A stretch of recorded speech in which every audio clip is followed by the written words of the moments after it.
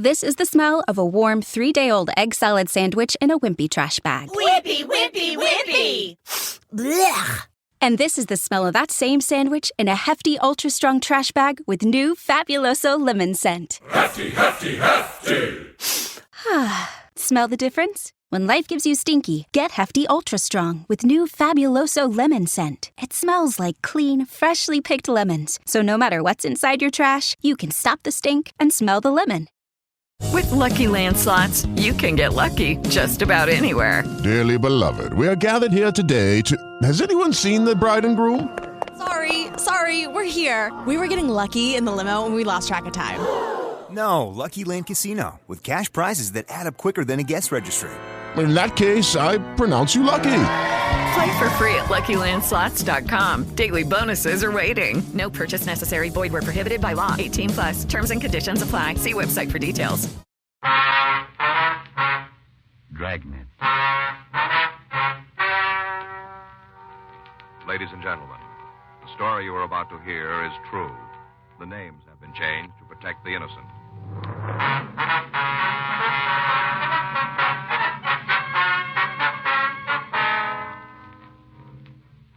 You're a detective sergeant. You're assigned to burglary detail. You get a call that someone has broken into a necktie manufacturer's. A large supply of hand-painted ties have been stolen. Your job? Check it out. It was Saturday, September 10th. It was hot in Los Angeles. We were working the day watch out of burglary detail. My partner's Frank Smith. The boss is Captain Bernard. My name's Friday. I was on my way into the office, and it was 8:31 a.m. when I got to room 45. Burglary. Hi, Joe. Morning. Anything for us? Patrol car picked up a couple of high school kids about 3 a.m. No? Found them hanging around a filling station over on Jefferson. Mm-hmm. Jubin was checking them against those other filling station jobs last week, just to let us know. Okay. All right, it's going to be a scorcher. Yeah. You noticed it last night? Hmm? The heat. Oh, yeah, sure I did. I don't think I slept more than 30 minutes. Wonder about air conditioning the house. What? It's pretty expensive, isn't it? Well, I guess it depends, doesn't it? Yeah. Be worth it, though, weather like this. Well, we don't get these spells too often. Well, I don't know, Joe. Lots of the new houses have air conditioning. Yeah. Just the bedroom might not cost too much. You know, one of those portable units. Mm-hmm. I get it. Burglary Friday. Yes, sir. Just a second. All right, what's the address? All right. Mm-hmm. Yes, sir, I see. Right away. Bye. Tie manufacturing company out on Western. Somebody cleaned them out last night. Over 100 dozen neckties. Yeah. Owner says he knows who did it.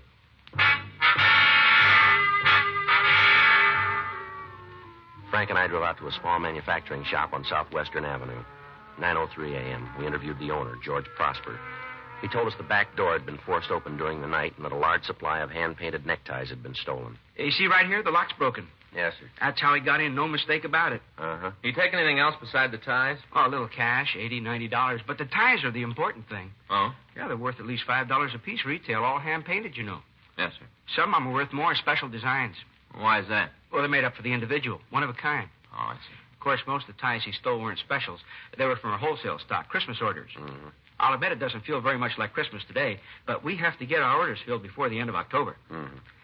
I certainly hope you'll be able to get the ties back for us in time. Yes, sir. You said you had an idea who the thief might be. Yeah, that's right. Morgan Gilroy. Well, who's he? Young fellow used to work for me. I let him go first last week. Uh-huh. Just wasn't dependable. Always late in the morning. Careless worker, too. Yeah, well, why do you blame him for the burglary? Well, he was very upset when I fired him. Said his wife was having a baby. Said I didn't have any right to let him go without notice. I see. Told him I'd warn him off enough. Gave him a whole week's pay, and that seemed more than fair to me. Did he say anything else? Well, yeah, he threatened me. Oh. Said I'd be sorry I fired him. Said I'd live to regret it. Uh-huh. Made quite a scene. Told him if he didn't get out, I'd call the police. Did he leave then? Well, not right away. He quieted down some, asked me to change my mind and keep him on. Said he couldn't be out of work now, that he had to have a job on account of the baby. Mm-hmm. I told him there are plenty of jobs to be had. If a man really wants work, he can find it. Yeah. Different when I was his age. Had to earn your wages. Mm-hmm. And you take young fellas like Gilroy, careless, irresponsible, always looking for shortcuts, always looking for an easy dollar. Never give value in return. Yeah. That's why I'm sure it was him. Just the sort of stunt he'd pull. Easy way to earn a dollar. Well, then he's got something to learn, hasn't he? Hmm? This was the hard way. Frank and I called the crime lab. While they checked the premises, we continued to interview the victim, George Prosper. He gave us a description of the suspect, Morgan Gilroy, and Gilroy's home address. They also gave us a detailed description of the stolen property. 10:17 a.m. The lab reported that they were unable to find any useful fingerprints on the jimmy door. Pictures of the jimmy marks were taken. There was no other physical evidence. 10:57 a.m. Frank and I drove out to the address Prosper had given us. It was a small apartment house on Fountain Avenue in Hollywood. The Gilroy apartment was number 7.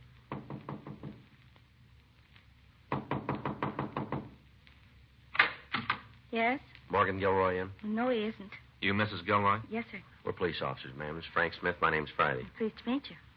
Be all right if we come in for a minute? Oh, I guess it'll be all right. Thank you. I'm sorry I'm not fixed up. I kind of overslept this morning. Yes, ma'am. Were you out late last night, Mrs. Gilroy? No. How about your husband? What about him? Was he out late? Well, Don't you think you ought to tell me why you want to know? it's a police matter. Then maybe you'd better talk to Morgan. Yes, ma'am. Do you know where he is? At work. Now, where's he work, Mrs. Gilroy? For a time manufacturer. Which one, do you know? Prosper's. George Prosper. That's the owner's name. Mm-hmm. How long has your husband worked for him? 6 or 7 months. And that's where he went this morning, did he? That's where he goes every morning. Mm-hmm. Something happened to Morgan? We'd like to talk to him, that's all. Then why don't you? I told you where you could find him. Yes, ma'am. The Prosper Tie Company. I don't know what the address is, but it's in the phone book. Well, we just came from there, Miss Gilroy. Well, I don't understand. Didn't you see Morgan? Your husband doesn't work for him anymore. What? He was let out last week. What? I don't believe you. That's what his boss told us. Well, if Morgan would have said something about it. No. Oh, you've made a mistake. You must be talking about a different person. No, ma'am. Well, it's got to be a mistake. Well, sure, Morgan gave me his paycheck last night. Every Friday night he gives me his paycheck. He got paid yesterday. The same as every week. Do you still have the check? No, not exactly. What do you mean? Well, it wasn't the check he gave me, not really. Oh. You see, he'd cashed it on his way home from work. I see. But it was the usual amount, $80. Mr. Prosper must have paid him. What time did your husband get home, Miss Gilroy? Last night? That's right.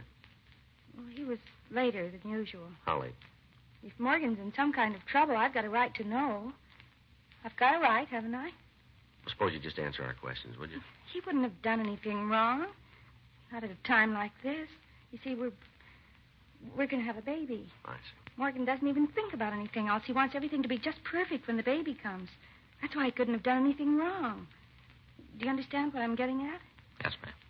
That's why, whatever it is, well, it just has to be a mistake. Well, you can help us clear it up.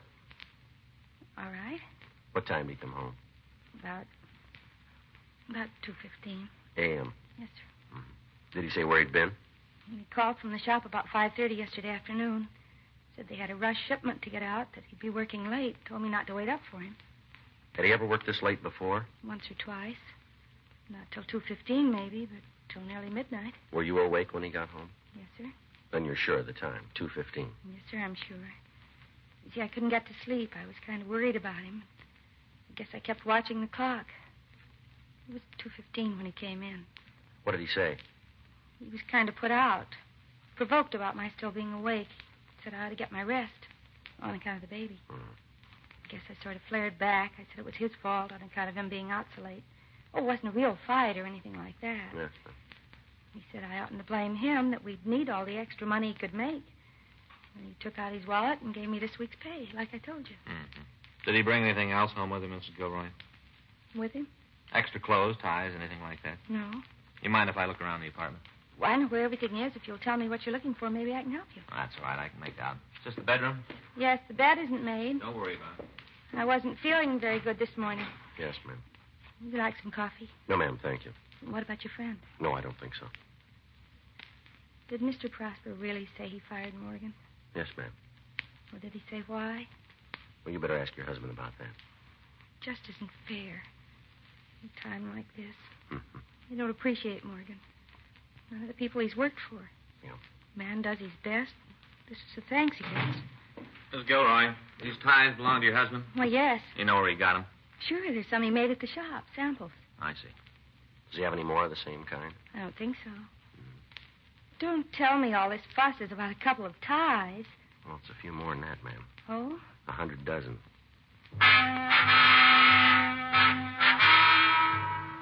Except for the 3 ties which Frank had found in the bedroom, we were unable to turn up anything else that seemed to answer the description of the stolen property. 12:15 p.m. Frank stayed at the Gilroy apartment to wait for the suspect while I drove back to the tie factory. George Prosper identified the ties taken from Gilroy's closet. He said that they were samples manufactured in his plant. He also said that they had been given to the suspect and had not been stolen. 1:36 p.m., I checked Gilroy's name through R&I. They had nothing on him. 2:17 p.m., I returned to the suspect's apartment. Hi, Joe. Hi. Any sign of him? No, not so far. Where's Miss Gilroy? She's lying down. Oh. She's taking this pretty hard on all the pieces after you left. That's a shame. I guess you can't blame her much. No. And the heat and all. She's bound to be upset. Find out anything? Well, these are Gilroy's ties. Yeah. Prosper gave them to him. Says they're somewhat similar to the ones that were stolen, but they're not the same. Uh-huh. Now, you want to go out for a sandwich? Yeah, I guess so. You eat already? No, I wasn't hungry. Mm-hmm. Can I bring you back something? Oh, milkshake, maybe. That'll do it. Okay. Chocolate? Yeah, fine. I won't be long. Frank? Yeah? Miss Gilroy's all right, isn't she? Well, I guess so. I mean, she doesn't need a doctor or anything like that. Well, I don't know, Joe. Well, you'd know more about it than I do. Well, I suppose if she needs a doctor, she'd call one. Yeah. Well, hurry it up anyway, will you? Sure.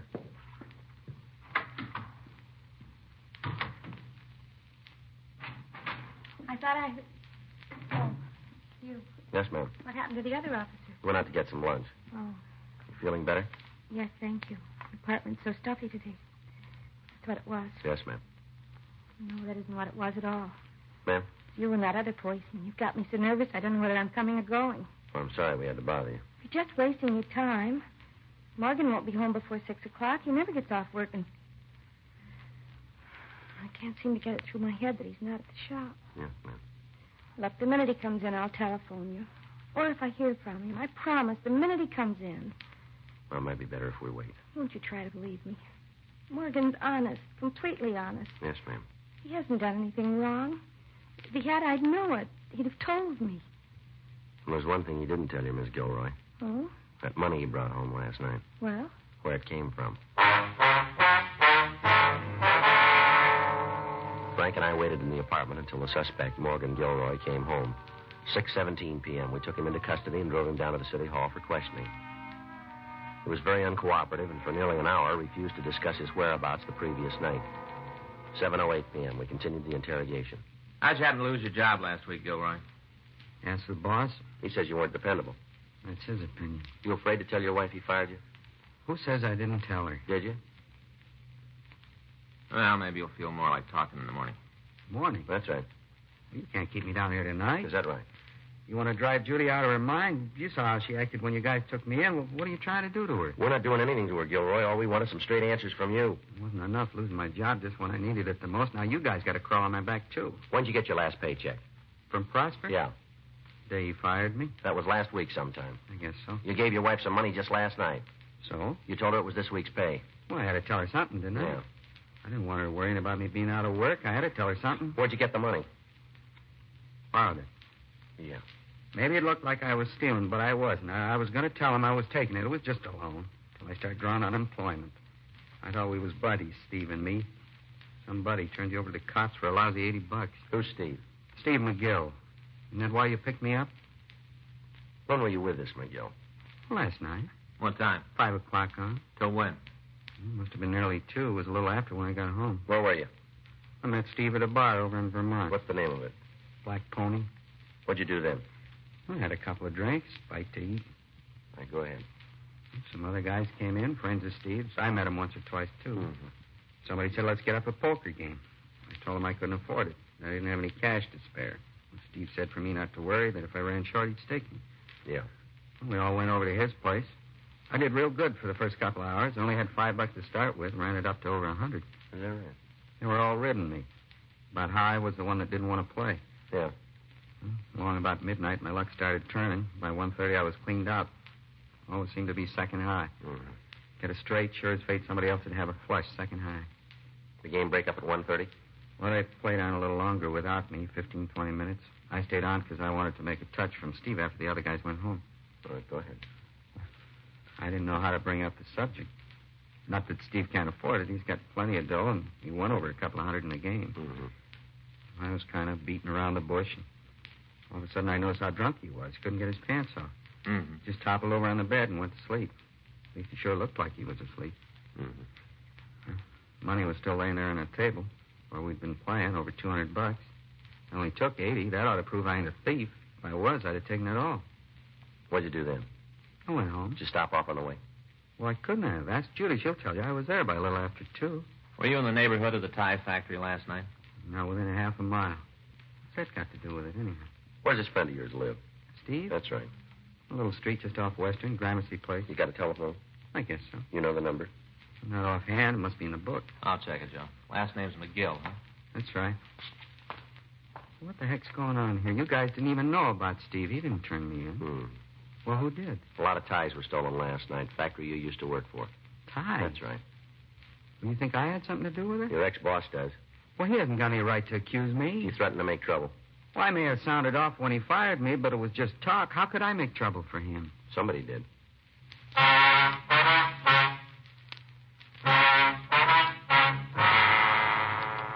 We were unable to contact the suspect's friend, Steve McGill, until the following morning.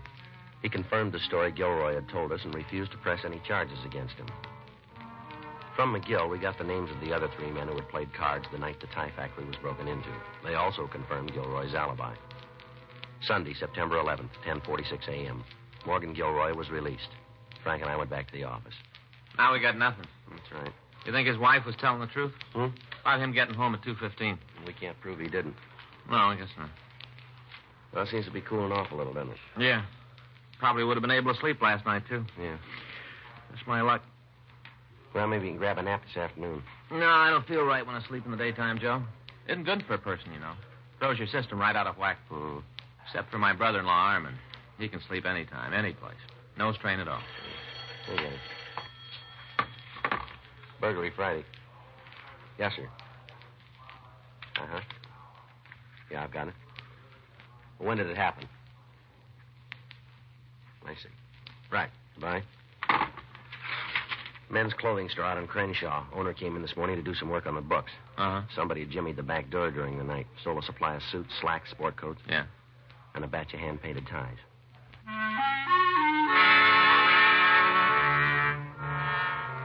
Frank and I drove out to Nimbo's men's store on Crenshaw Boulevard. We talked to the owner, Carl Nimbo. He showed us how the store had been entered and gave us a description of the stolen merchandise. The thief had apparently followed the same M.O. that had been used on the Prosper Tie Company. We were unable to learn anything more about the suspect's identity. Several days later, a tie shop in Hollywood reported the loss of over 200 knit ties. The following night, a men's clothing store on Wilshire Boulevard was burglarized. Investigation indicated that all these crimes were the work of the same man or men. Burglars who were known to have used similar M.O.s were interrogated. No leads were developed. Monday, September 19th, 8:06 p.m. Frank and I were getting ready to go off duty. You want to stop by the house on your way home? No, I'm pretty tired. I think I'll hit the sack early. We could watch a little TV. It's supposed to be a good fight tonight. It's too late for that now, isn't it? Oh, yeah, I guess so. Oh, we could watch something else. You're not going to go to sleep at 8 o'clock, are you? No. Well, come on, then. I'll get it. All right. Burglary, Smith. Who? Oh, yes, sir. Sure, I remember. Yes, sir. I see. What's that address? We'll meet you out in front. Right away, yes, sir. Guy who owns that tie factory, George Prosper. Yeah. He's calling from a bar over on Normandy. Uh-huh. One of his stolen ties just walked in.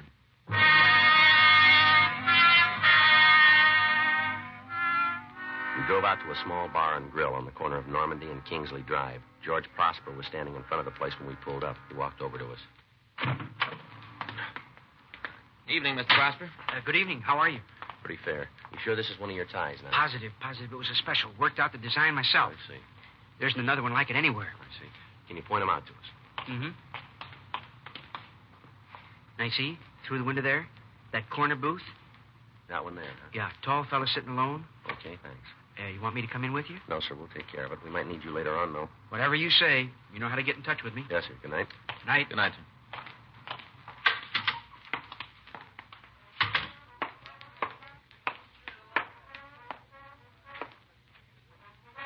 Well? I'd like to talk to you for a minute. Okay, sit down. Well? We're police officers. Okay. What's your name? Trendle? Dick Trendle. You got a job? Sure. Doing what? CPA. Public accountant? That's right. Must make pretty good money, huh? What makes you think so? The way you're dressed. I'm single. I don't have a lot of expenses. It's a nice suit. Thanks. Remember where you bought it? Sure, San Francisco. Mm-hmm. Went up there on my vacation a week ago. Can we see the label? Okay. Okay? Yeah. Want a drink? No, thanks. My pleasure. Nope. You ever been arrested, Trendle? Sure. Tell us about it. Speeding? Nothing else. No. You get that tie up north, too? No. Where'd you get it? Fellow I met a couple of nights ago. Got to talking to him in a bar. What bar? One Olympic down toward town. Don't remember the name of it. What about this fella? We were talking. Said he was in the clothing business. Happened to mention my hobby was stamp collecting. Yeah. Said sure was a coincidence. What do you mean by that? One of his customers was a stamp collector, too. Had the factory make up a special tie for him. Designed it like rare postage stamps. Oh. This one right here, the one I'm wearing. Uh-huh. Offered to sell it to me. Yeah. Because the customer it was made for had left L.A. You have the tie with him? In his hotel. Took me over there to show me. What hotel was it? I don't know, a little place a couple of blocks away from the bar. You think you could find it again? I guess so. Did you go up to his room? Yeah, he showed me the tie. Showed me a lot of other clothes, too. Did you buy anything else? Nothing else I needed. I stocked up when I was in San Francisco. Didn't need the tie either, but it was a real bargain. Yeah. $350, it's all he asked for it. Thought like this is worth at least $7 or $8. Mm-hmm. Sure couldn't see how he was making any profit selling it at a price like that. He made a profit. Well, it doesn't seem possible. It must have cost him more than $350. No, it didn't. Huh? But it will.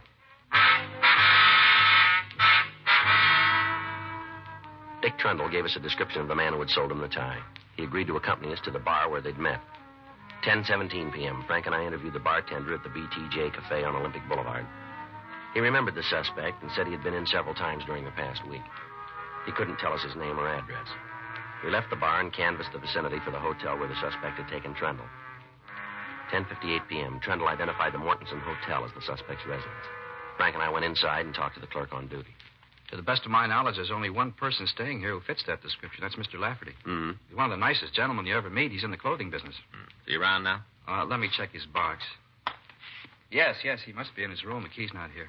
What room is that? It's 212. He's very careful, Mr. Lafferty. Always leaves his key at the desk whenever he goes out. All right, thanks. He's generous, too. Generous to a fault. You don't say. Hey, sure. See this tie? He gave it to me. Is that right? Yeah, it's one of my favorites.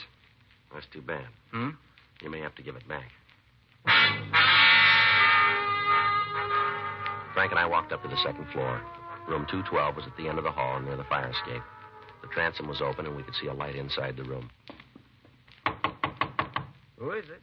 Come on, open up. Yes, sir. Just a minute. What can I do for you, Jeff? Police officer, stand still. Oh, police. You're wasting your time. I don't believe in firearms. Use light, Joe. What did I tell you? All right, where's the stuff? I suppose you mean the items I stole? That's what we mean. I've already managed to dispose of a good deal of it. What's left is in the closet, in the Okay. bureau. By the way, the burglar kit's under the bed. Thanks. Always believe in cooperating with the police. Things seem to work out better that way. Yeah. Although, frankly, I'm surprised you weren't here sooner. Is that so? Last week. That's when I was expecting you. Oh, I'm sorry we were late. Well, looks like we got everything we need, Joe. All right, let's go. You didn't overlook the tools. Don't worry. Last week, I was certain you'd be here then. Mm-hmm. Right after my second job. I've never been able to pull more than 2 before, without being arrested, I mean. You don't say. It was 4 this time, you know. Yeah, we know. 4 jobs. Well, that's a new record for me. Well, let's don't let it go to your head, huh? Oh, I don't take all the credit. If I'd ever worked Los Angeles before, you probably would have found me sooner. Mm-hmm. Have to go somewhere else when I get out. Yeah. Maybe up north to Seattle. I never worked there. Mm-hmm. Might be able to pull 5 jobs before they catch me. Set myself a new record. Yeah, well, that's not likely. You'll see. Just wait till I get out. We won't be around that long.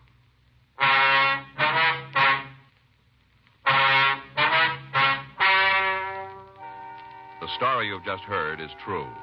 The names were changed to protect the innocent. On January 7th, trial was held in Department 98, Superior Court of the State of California, in and for the County of Los Angeles.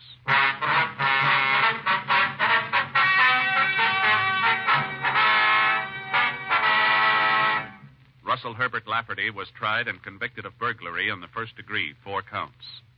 Because of his previous record, he was adjudged to be an habitual criminal and was sentenced to life imprisonment in the state penitentiary, San Quentin, California. Dragnet, the story of your police force in action, is a presentation of the United States Armed Forces Radio Service.